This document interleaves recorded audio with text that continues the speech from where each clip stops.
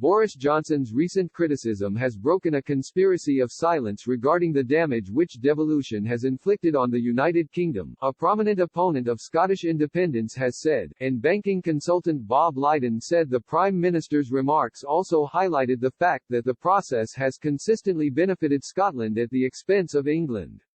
Speaking earlier this week, Mr. Johnson told Northern Tory MPs devolution was predecessor Tony Blair's biggest mistake and a disaster. According to multiple reports, Mr. Johnson subsequently refused to comment publicly on his reported remarks, but did accuse the SNP, led by Scotland's First Minister Nicola Sturgeon, of seeking to use the issue to break up the UK. The 1997 Scottish devolution referendum, held as part of a Labour Party manifesto commitment, asked voters north of the border whether they wanted their own parliament, with tax-varying powers. The result, a resounding yes, paved the way for the creation of a devolved government in Edinburgh, currently led by Mrs. Sturgeon. However, Mr. Lydon, director of Lydon Consulting Services Limited, said far from securing the union, Mr. Blair's decision had had the opposite effect. He told Express, "All Boris has done is to give voice to what we all know. The special status and increased funding granted to Scotland has encouraged separatism rather than damp it down.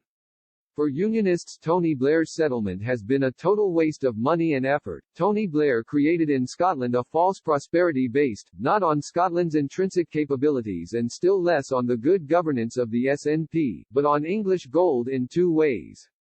Referring to figures contained within the Annual General Expenditure and Revenue Scotland (GERS) report, he explained, firstly the annual union dividend of £2,000 per head. Secondly, a top 10 global financial centre now managing English pension funds, that is after its two big banks collapsed. The false prosperity created by Blair and Brown had played into the hands of the SNP and enabled a completely bogus economic prospectus for independence, Mr. Lydon claimed. He said, the Blair-Brown template for Scotland included a bloated banking industry in the form of Royal Bank of Scotland and Halifax, Bank of Scotland. Scotland gained massively from the breakneck growth of these banks in terms of jobs and lending into its extensive Rust Belt.